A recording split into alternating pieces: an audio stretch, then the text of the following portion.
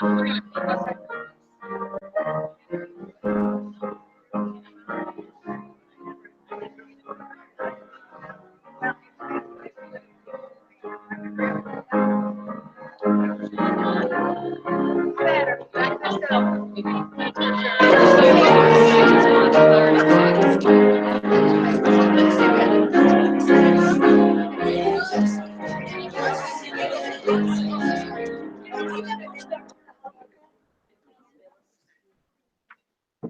morning. Good morning. How is everyone this morning besides wet? All righty. We are going to start this morning with Are You Washed in the Blood? Want everybody to stand and sing with us. Words should be up on the screen.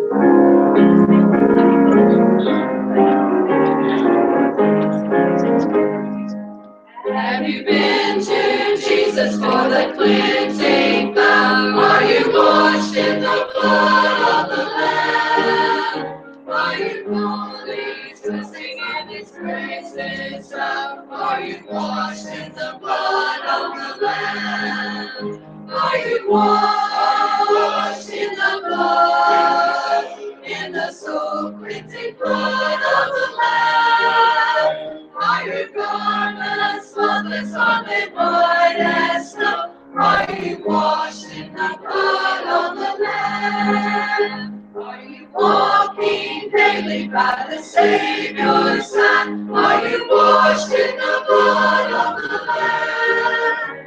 Do you rest each moment in the crucified? Are you washed in the blood of the Lamb? Are you washed in the blood, in the soul cleansing blood of the Lamb? Are your garments spotless? Are they white as snow? Are you washed in the blood of the Lamb? Lay aside the garments that are stained with sin, and be washed in the blood of the Lamb. There's a fountain flowing for the soul unclean. Are you washed in the blood of the Lamb?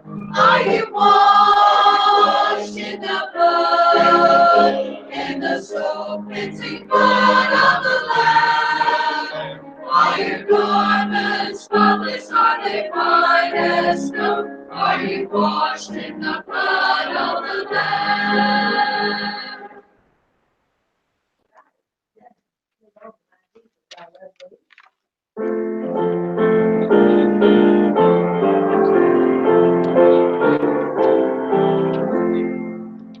My Jesus, I love thee. I know thou art mine. For thee all the follies of sin I resign.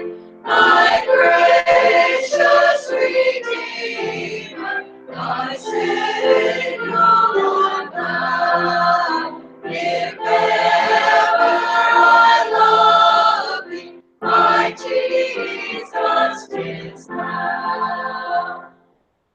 I love thee because thou hast first loved me, and purchased my pardon from Calvary's tree.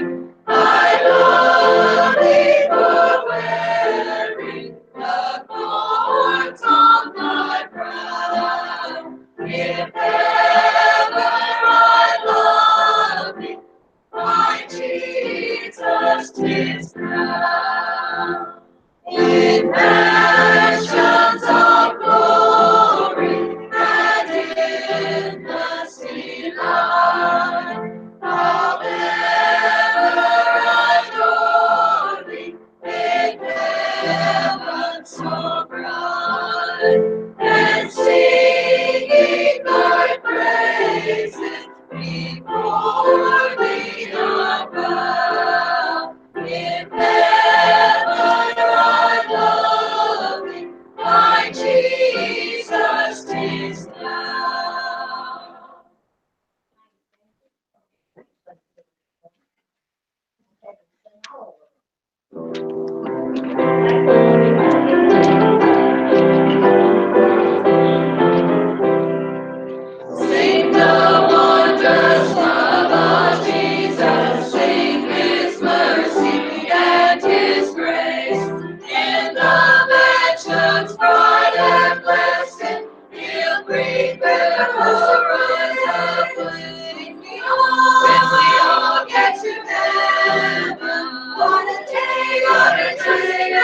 rejoicing there will be. When we all see Jesus, we'll sing and shout it till the victory.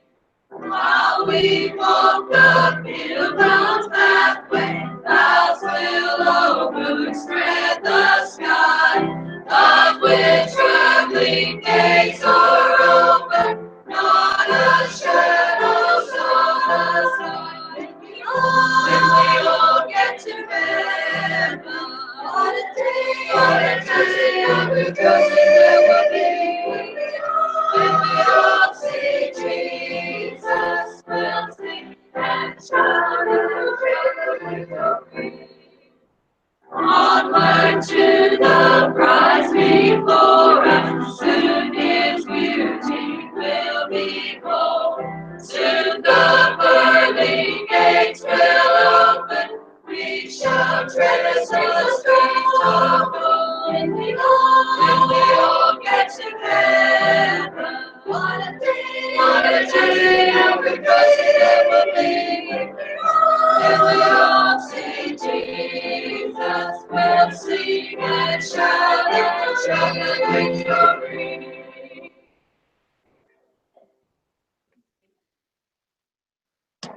The choir is going to do a special that we did last week. Beautiful song, and we did such a good job on it. And while I have a minute, I want to thank the choir, and I want you all to thank the choir for such a beautiful job that they did last week.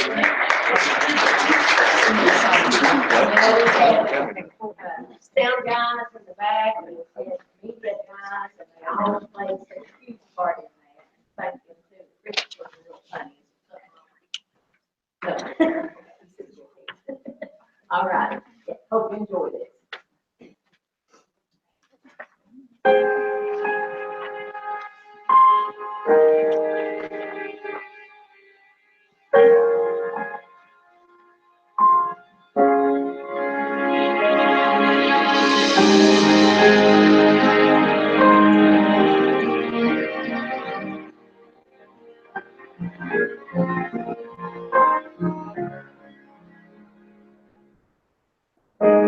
The moon and stars, they wept.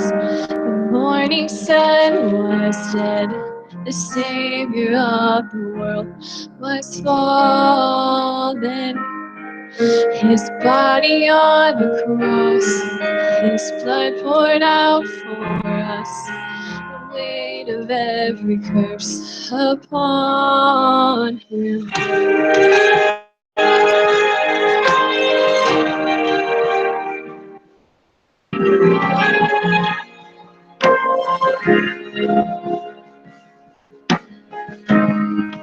One final breath, as heaven looks away, the Son of God was laid in darkness.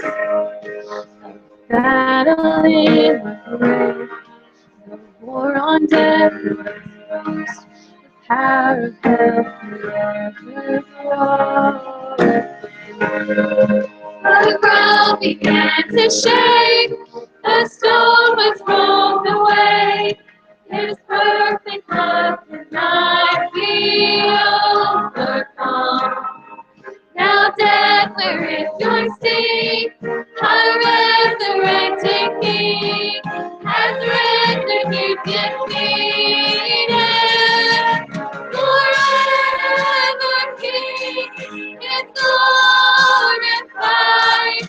Forever King is lifted high. Forever King is risen. He is alive. He is alive.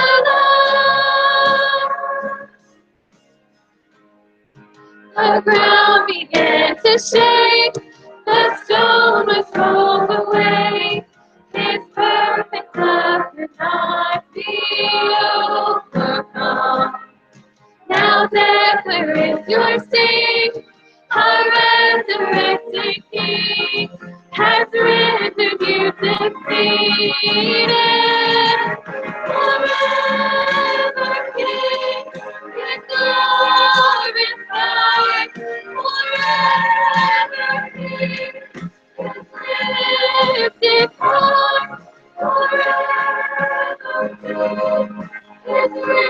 alive. He is alive. He is alive.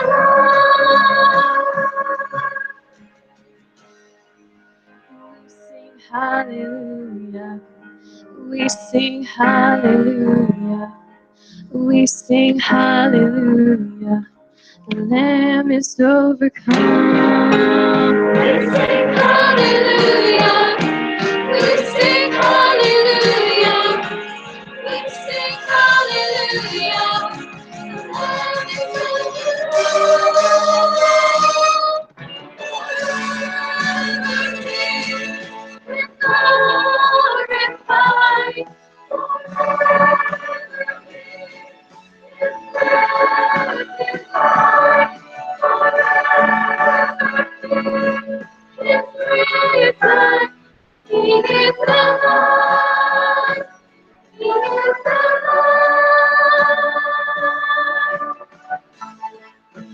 We sing hallelujah. We sing hallelujah. We sing hallelujah.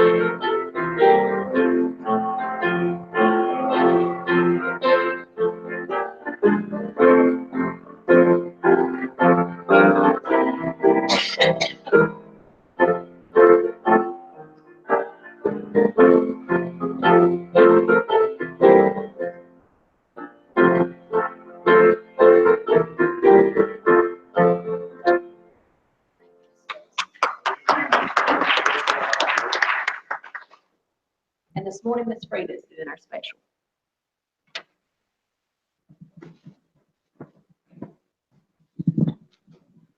The title of this song is Help Is on the Way.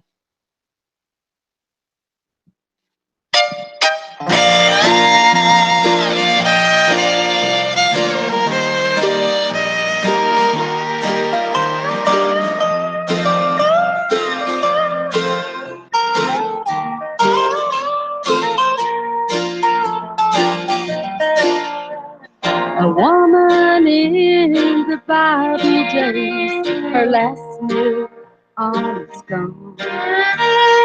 God sent Elijah to make his word known. He said, woman, don't you worry, for I sent him today. And before you even ask him, help is on the way. Just hold on a little longer. Help is on the way. A brighter day is coming. for those who believe and pray. Help won't help tomorrow if you give up today. Just hold on a little longer. Help is on the way.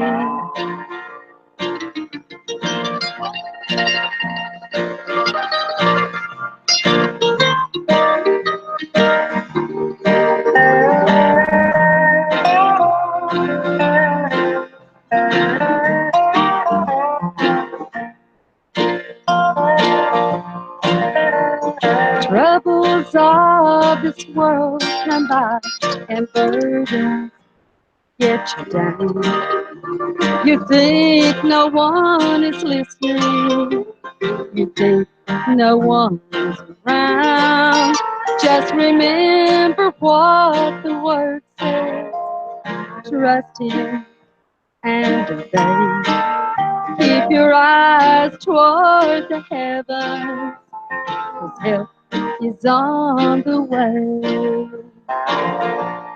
Just hold on a little longer. Help is on the way. A brighter day is coming for those who believe and pray. Help won't help tomorrow if you give up today. Just hold on a little longer. Help is on the way. Help won't help tomorrow if you give up today. Just hold on a little longer. Help is on the way.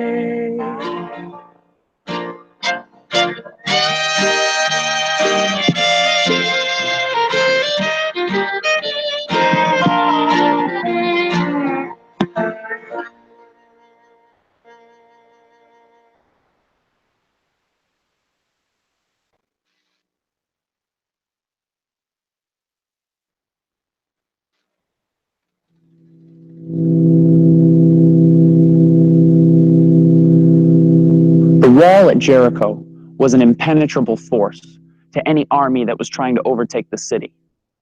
Before even dealing with the wall, the attacking troops would have to navigate their way across a 27-foot wide, 9-foot deep pit that lined the outer edges of the city. Then there was the wall itself, 17-foot high, 5-foot thick, pure mass of solid stone. If the attacking army managed to get this far without being shot down by archers, all that was left was to defeat the well-trained Canaanite army that was waiting within. This was the reality for a young leader named Joshua and his ragtag Israelite army. These Israelites, who had seen an entire generation live and die while wandering through the desert, were tired, hungry, and facing what seemed like an impossible task, a hopeless situation. Now, I haven't lived very long, but I've lived long enough to know this, that running into walls is a part of life. And the bigger the wall, the more hopeless the situation can seem. The large walls of sickness, loss, divorce, addiction, they pop up all around us and they seem impenetrable. And just like the wall at Jericho, these walls rarely stand alone. The walls of our lives are often accompanied by a deep pit of pain, suffering, and despair, and all the while an army of hopelessness attacks us on every side. The question is asked all the time, if God loves us so much and is so powerful, then how could He allow these walls to pop up around me? Now, I don't pretend to have the answer to any of those questions, nor do I pretend to understand just how deep or dark your suffering has been. I simply want to suggest that maybe God does His best work from seemingly hopeless situations.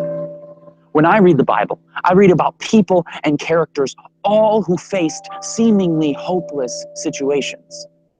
In fact, I cannot find a single person who walked faithfully with God without first facing a hopeless situation. Adam and Eve ruined paradise by inviting sin and death into a perfect world. A hopeless case. Joseph was betrayed by his brothers for his pride and put in prison.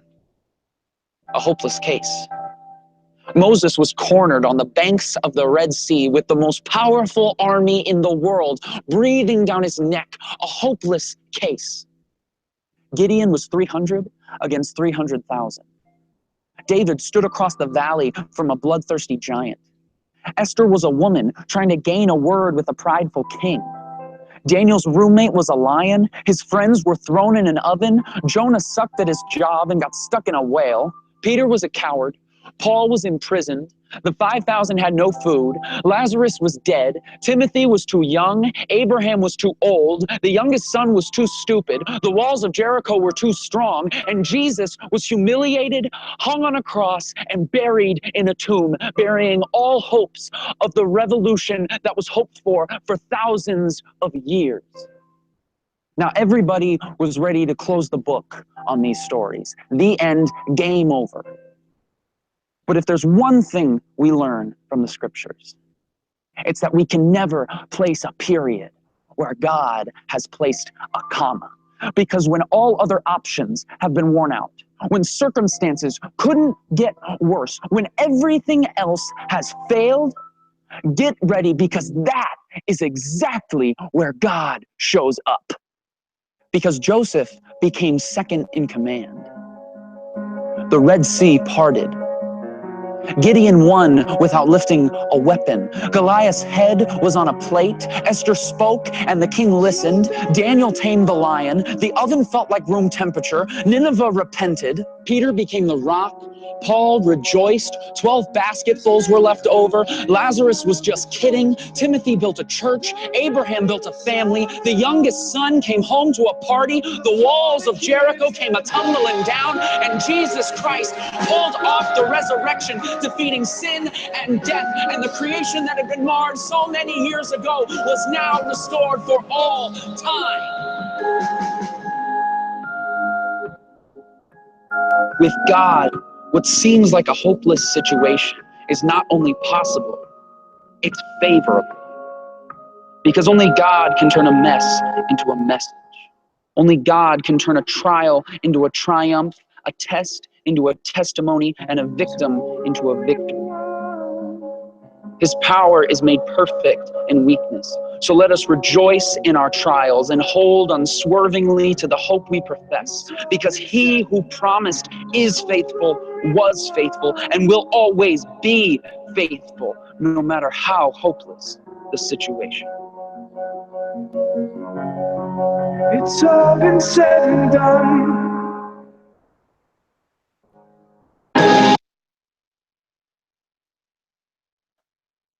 The wall in the hopeless situation.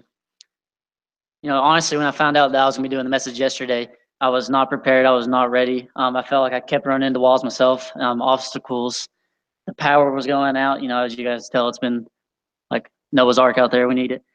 But I just kept, asking God for wisdom, kept asking God for answers, help me, find what I need to talk about. So I started trying to throw up notes, look at videos, look at verses of the Bible, and try to decide what to talk about. And all I kept finding myself was thinking that here I am in this hopeless situation. I can guarantee you I'm going to mess up. I'll go ahead and tell you that. I'm not perfect, never have been. I'm not near as prepared as I'd like to be, so bear with me. But I use videos like this all the time, and when I found this one, I knew this is what I want to talk about. I love using videos, especially with the youth, because if you've worked with kids or youth, it's hard to keep attention. You can't do one thing without Michael throwing something across the room or something. So, I try to get something where it grabs their attention and illustrates the message I'm trying to convey. And when I seen this one, I knew I wanted to use it. I didn't just feel God telling me to use it, but I felt God giving me verses, giving me examples throughout, not necessarily my life, but you'll see. I'm not really going to use much of Bible verses. I will use some. I'll use parts of testimony that are my own, that people allowed me to use today, so I could, or that are popular enough that everybody knows. But here I was, feeling like in this hopeless situation, and God gave me hope. God, provided for me, gave me what to say or an attempt what to say, and hopefully it comes out and uses me. Before I begin, I'm going to try to talk slow and I'm going to try to be clear because I tend to talk very fast and mumble. I'm trying with every word to talk slow. But, it makes me mad. My girlfriend, Jamie, some of you guys met her. She's from a different country. And it irritates me so bad that she still speaks better English than I do. She came over at the age of 7 and still speaks better than I do. She couldn't be here today. She's already had things going on at her church. Plus, she lives in Oakdale, and it's pretty flooded already there. But she tells me all the time that she'll watch the lesson sometimes after her service. She'll go home and watch ours because, as you know, Chris and them put it on Facebook Live. But I'm pretty sure she lies about it sometimes because she'll say stuff like, Jason did a really good job. And so off that alone, I know that she's probably really didn't watch him. But, I can say that. I've known Jason for a long time. He's one of my best friends. Jason always does great, though. And I say a lot, but Jason always does great. But that's how I can't say anything because that's how I know she'll lie to me. She says I did good. I know that she's not telling the truth. But, and keep that in mind that she's from a different country because we're going to come back to that later.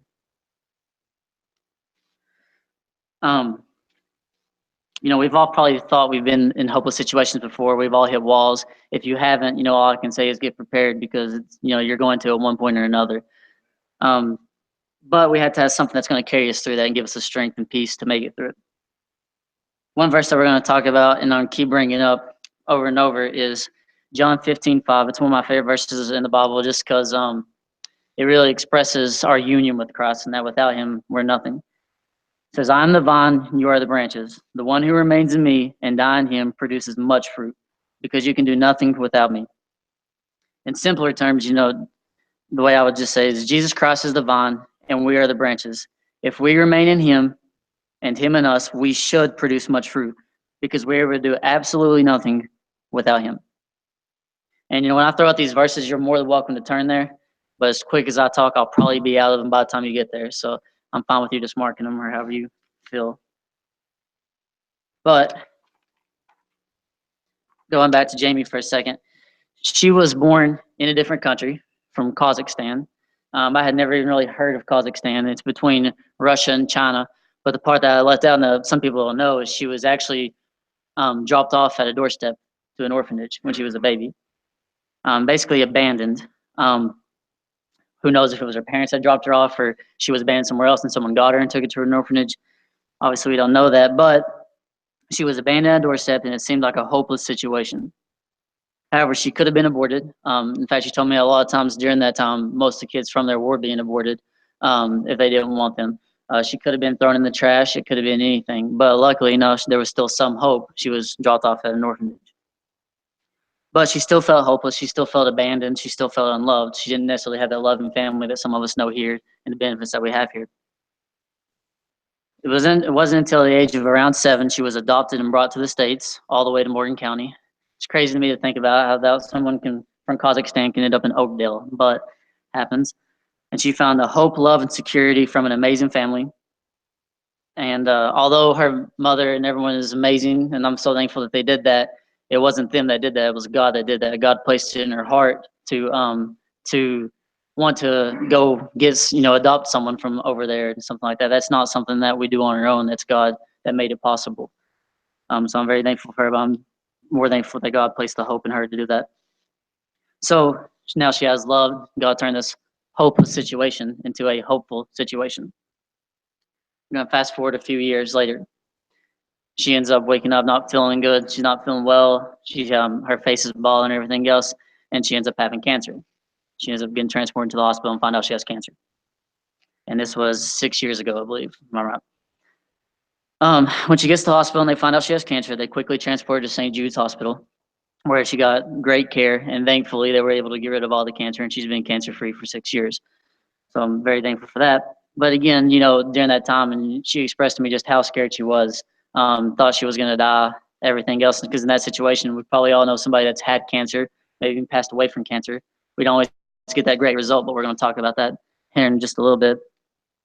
But luckily, She was cured and everything else. And again, we had this hopeless situation that turned into a hopeful situation. When we look at the Bible, it talked about the three people, Daniel's friends, talking about Shadrach, Meshach, and Abednego, thrown into the furnace, and it being like room temperature. That's always been one of my favorite stories because it's just talking about complete unwavering faith. And their testimony actually ended up changes the king's mind, and he ends up turning towards Christ, from what we can see. But that's how we realize how powerful testimony is. I could give you my testimony, but I've done that a lot to a lot of people here. So I wanted to share some testimonies that I feel like really amplify hopeless situations. But at the same time, just because you haven't been through something crazy, again, we've all been through some sort of hopeless situation and can relate to it. And without Christ, we just know that we're hopeless, and we'll get to why in a minute. But step forward, I'm a huge Florida fan. Most of you guys know that. Most of you are Tennessee fans. Again, it's a hopeless situation. But pray for you guys on that. But even more so, I'm a huge, huge Tebow fan. Anybody that knows me knows I love Tim Tebow. And most people, even if they're Tennessee fans, adore Tim Tebow just because he's a great Christian guy. By no means Jesus. There was no perfect person but Jesus. But a great role model who's used his platform to really try to glorify God. And some people have heard the story, but I'm going to go kind of back and talk about when he was born. That, again, looked like a hopeless situation. His parents were missionaries in the Philippines, so he was in the Philippines. And actually, the part that most people don't know is that not only was they telling the mother that she should abort Tim Tebow, but they were saying that he was actually just a tumor, and that he was nothing but maybe cancer, and that they just need to get rid of it. I can't imagine what the hospital was like, but I've been to one hospital outside the country in Nicaragua, and it's not the most sanitary. It's not the nicest. I remember it was raining on the day we went, and the water coming through the doors. I remember the windows not all being intact. I still even remember a bird flying through one of the rooms and out while we was in there. The thing is the Philippines didn't have much of a hospital. And that's really important. Again, just like St. Jude's, I'm going to come back to that later. Them not having a hospital at that point is going to be really important, and I'll come back to later. But Tebow's mother had him anyway. Said, I'm going to take my chance. I feel like God's telling me to have him.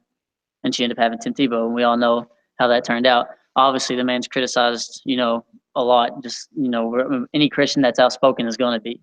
When we look back at Jesus' time, Jesus himself was rejected. We know that. That's how we should realize how hard it is just to witness to somebody. When Jesus is standing before Pilate, Pilate keeps asking him, what is truth? And he didn't realize that truth was standing right in front of him, and that was in Jesus Christ.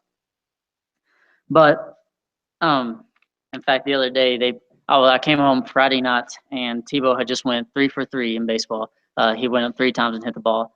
Not really important, but it was cool to see that he was doing good. Is he ever going to be good enough to be major leagues? Me and Chris had this debate all the time. Probably not, but he's a very good athletic person. And the most important thing is he's worrying about his platform. What we don't see is when he's doing these Tim Tebow Nights to Shine, where he goes to different countries and he's doing proms for special needs people, or going to hospitals and or the jails and to witnessing. But the only reason I bring that up is one of the analysts said, well, I think he's just using it to build his platform to tell God's word. And the other analyst said, well, that's fine. He can try to share God's word and just keep batting below average and see how that works out for him in this life. But the thing is, I don't think he's really worried about this life. We need to be worried about preparing for the next life, preparing where we go after this, preparing to see our loved ones there, preparing to see as many people as we can be there, even our enemies, because we want them to be with us as well. And this just kind of, I just want to bring up, it goes along with what we're talking about, hopeless situations, but it's also one of the most, I don't want to say not used correctly verses, but we use it kind of out of context. We don't apply it fully. So a lot of us have heard Philippians 4:13, I'm able to do all things through him who strengthens me. We see it a lot of times in interviews during sports, after games. Sometimes we see it on shoes, we see it on shirts. Not that that's wrong, but we need to remember that when Paul's writing this, he wasn't preparing for a championship game. He was actually in prison at the time writing these letters. And if we go back and look at a couple of verses before that, it actually says, I don't say this out of need, for I have learned to be content in whatever circumstances I am. I know both how to have a little and I know how to have a lot. In any and all circumstances, I have learned the secret of being content, whether well-fed or hungry, whether in abundance or in need, I am able to do all things through him who strengthens me. we have to realize it's not just through the good things, but it's also through all the bad things. Through these situations that look hopeless, when Abraham's told to sacrifice his son, when Moses looks like, he's not going to be able to cross the river, things like that, or the Dead Sea, things like that, Jordan River. But God turns these hopeless situations into a hopeful situation. So what about the situations that don't always turn out like we hope? Because we can say, well, what about, my aunt had cancer and she died. Well, my person had this, or, she didn't make it, or, well, why does this stuff happen? And again, like the video stated, I don't know everything. I'm not going to pretend like I do. One of my favorite answers, Michael Jr. is a Christian comedian, he actually said, he said he gets asked all the time, describe God. What does God describe God? And he said the best answer he could always give is, I can't. If you could describe God, he wouldn't be God. We have to remember that. We're not always going to be fully able to understand everything. We have to realize that a lot of times he has a greater purpose than what we can understand. And we're going to see that hope that came from these hopeless situations. Yeah. So Ellie Jackson, some people may have heard of her, some may haven't. I decided she was her just because she was real big when I was in youth.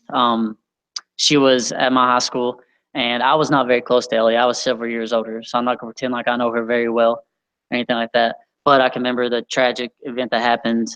But to back up a little bit, this is when we was going to Beach Park.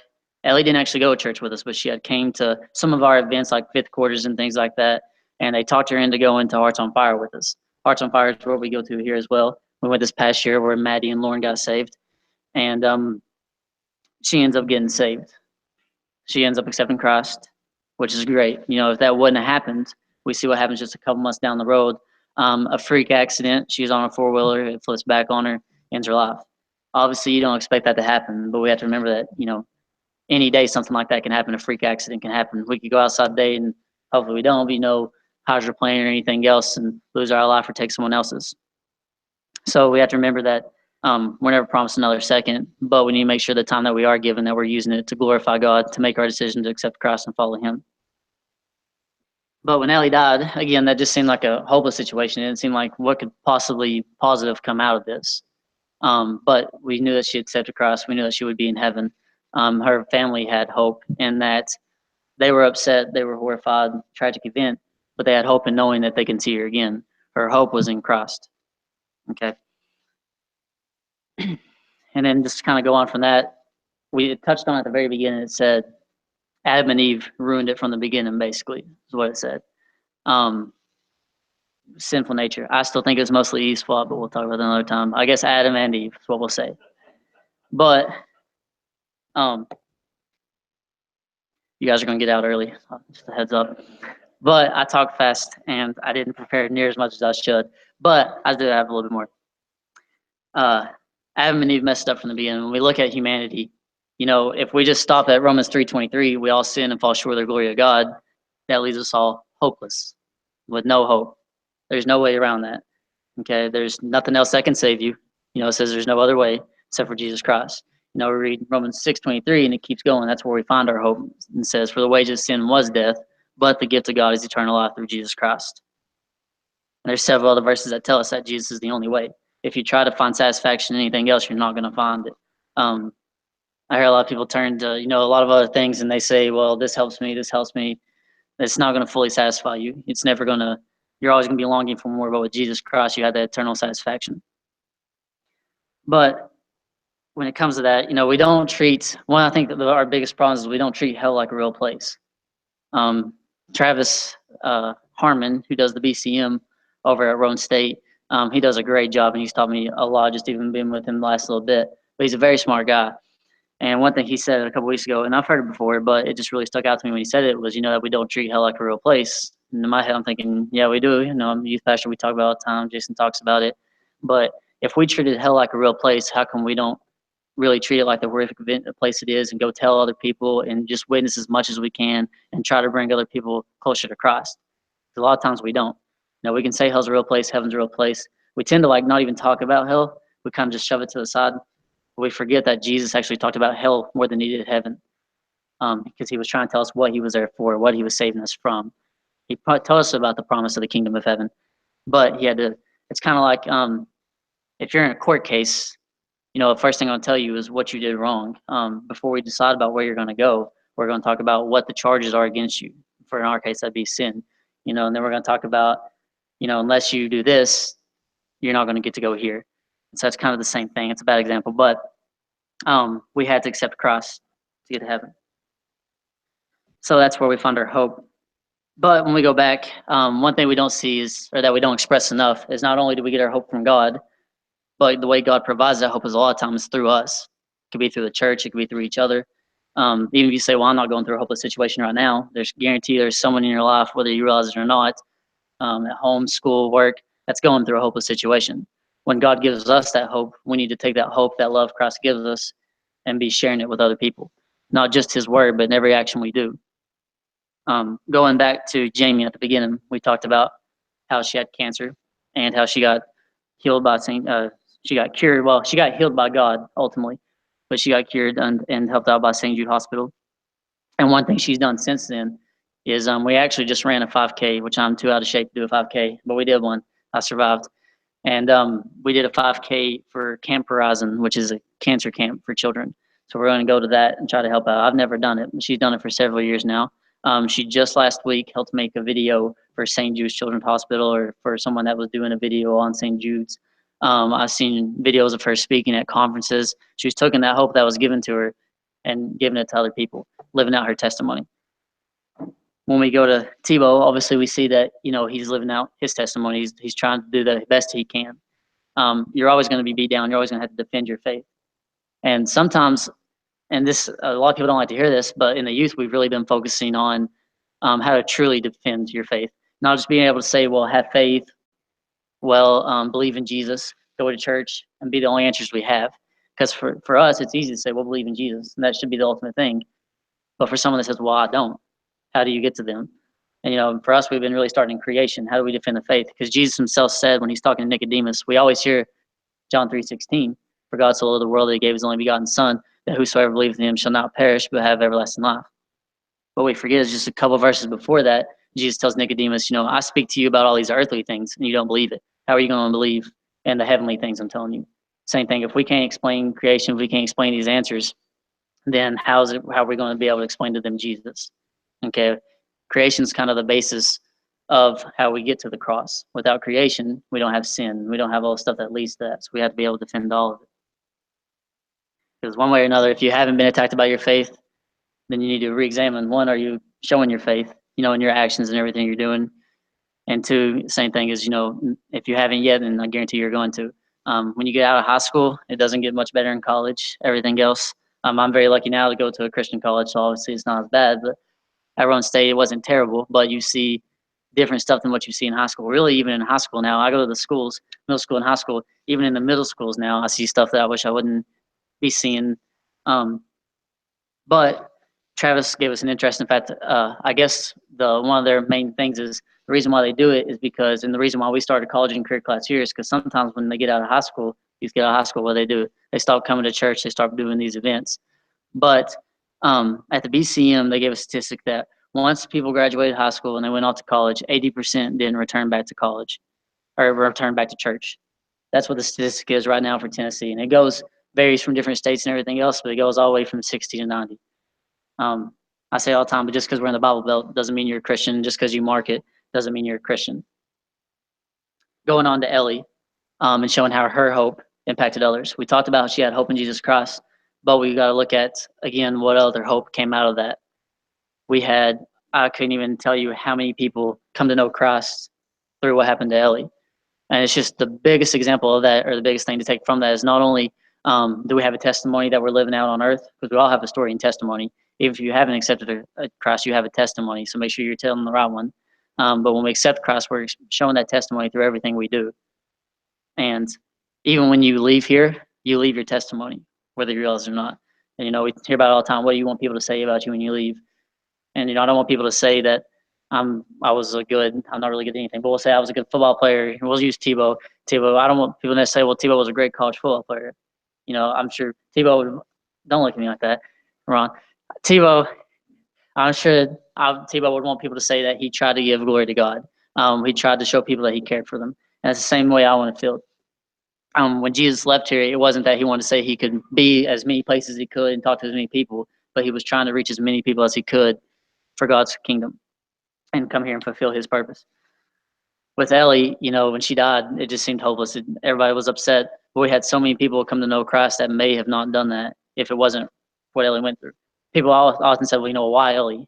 Why Ellie? You know, she was such a good kid and everything else. Well, does not sound mean, but honestly, why not Ellie? Because exactly what they just said, she was a great person. She ended up accepting Christ. We knew where she was going. She doesn't have to deal with the suffering of this world. And so now she can be up in heaven, and family and friends can come to greet her through her testimony. I kind of have one more video we're going to play, and I promise we'll be done. This one's only about 2.5 minutes. It's not long. But, you know, going back to Jesus and humanity. Without Jesus, ultimately, we're hopeless. I use these examples just to show some big hopeless situations, but ultimately the main situation, no matter what, we're going to go through hopeless situations, but we are completely hopeless with no sense of hope without Jesus Christ. There's no other way. And so we need to re-examine, do we really have Christ in us? And if we do, are we showing it? Make sure that we're being that example. You know, I said last time, being an example and an excuse, there isn't in between. And I know plenty of times I've been that excuse. You know, I sit there and say I don't go through hopeless situations, but I find myself complaining all the time, making excuses, and not blaming God, but just thinking, you know, God, you know, why I feel like I'm trying, but I go through minor stuff compared to what some people go through. We're gonna go to Arizona, you know, here in a couple weeks. I guess about June, first week of June, and when we go, we're gonna see people in hopeless situations. Some that don't know Jesus, some that don't have much at home, some that don't have much of anything, and we're gonna try to give them hope through the Word of God. The buckets we give them is nice, and that'll last them for a short time. But the ultimate hope that we're trying to give them is Jesus Christ. We have this lockout coming up this weekend, Friday, and we're going to have a bunch of kids that we may not know what they're going through. Some may come from broken homes. We don't really know what they're going through, but a lot of them probably are going through a hopeless situation. And we need to make sure that we give them hope. Read this verse one more time. John 15:5. I'm the vine, you are the branches. The one who remains in me and I in him produces much fruit, because you can do nothing without me. Apart from Jesus, we're nothing, and that's the best way to say it. Because at the end of the day, we have nothing without him. We can't be unified with Christ, because when we have that union with Christ, we ultimately die with Christ. Okay, he takes our punishment. We ultimately get to be resurrected with Christ. But without him, we don't get that just. You know, we talk about God's love, but we seem to forget about God's wrath and justice. God's a I can't even say it. God's a justifying God, and shows justice. And he's not. People always say, you know, why does God send people to hell? You know, why does a loving God do that? And the best, you know, explanation I can give, this is not very good, and this is the way I try to explain it to youth, is it'd be like if I created this perfect room right here and made everybody in here good, but Tyler Landrum, because as bad as he is, gets up and goes to the back and starts a fire. Okay, I didn't start that fire. I made everything good, but I still give you a way out and say that's the only way out.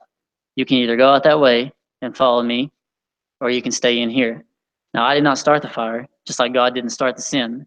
Okay, ultimately we fell into sin, but he only gives us one way out, and we have to follow that way. If we don't take that way, it's not on God, it's on us, because God provided the way for us.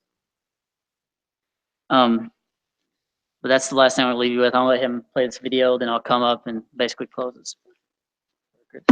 So it's raining right now, and you can see the evidence of it on my shirt and on my hat. And I could tell you the moment that I went from dry to wet. I could tell you it was me walking outside from being inside of being dry to being wet when I stepped outside. And then here, look, I could see the proof of being wet. You know, salvation should be the exact same way.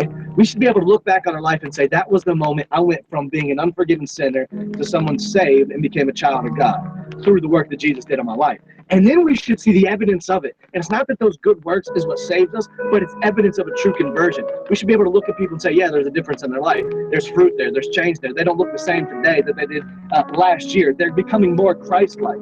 But the problem is, if you ask people when they got saved, it's a difficult thing for them to answer oftentimes. A lot of times they'll tell you, well, you know, I grew up in church.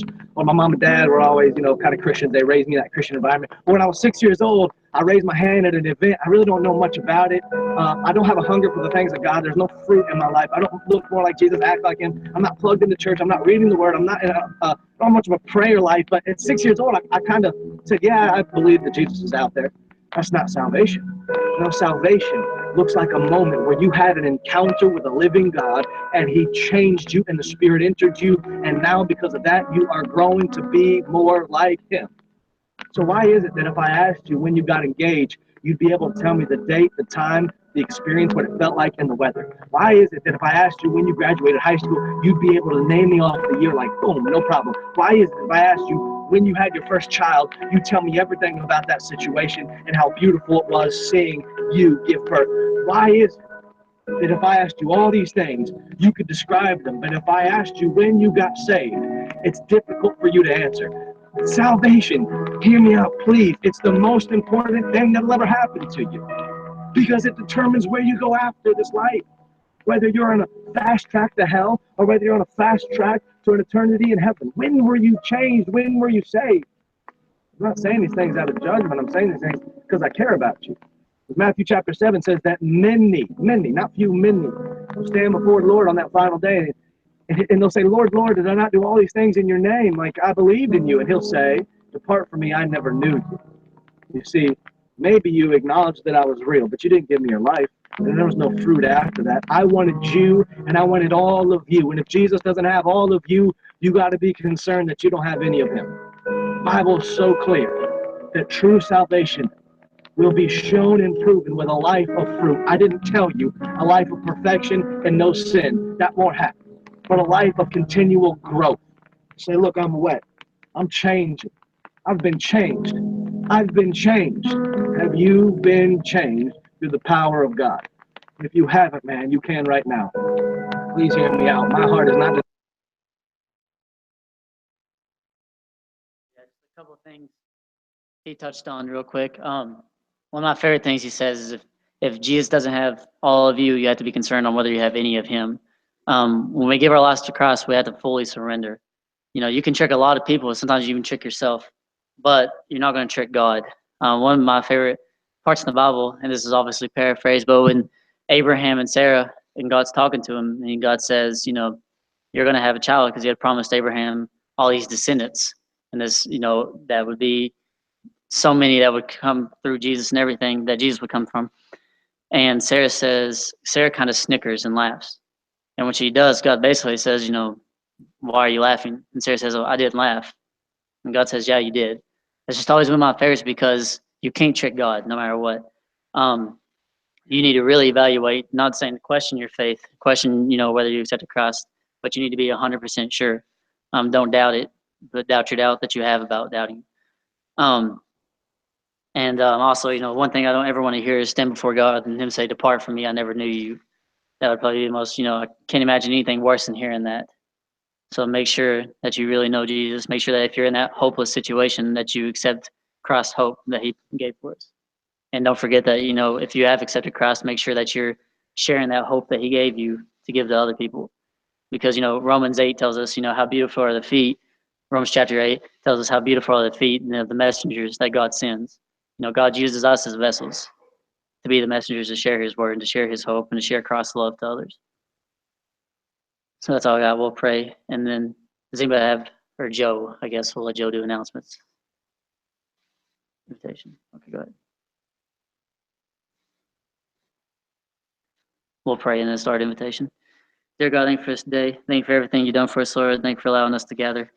God, just please be with us and help us to apply this word to our heart, God. And if we're feeling hopeless, Lord, that you just apply hope in our life. And if we've never accepted your Son as our Savior, God, that we'll just do that before it's too late, because we're never promised another moment. Just like Ellie, who didn't think her life would end in high school, God, but luckily she had accepted Christ before it was too late, God. And just help us to remember to share our hope with others and be an example for you. In Jesus' name I pray. Amen.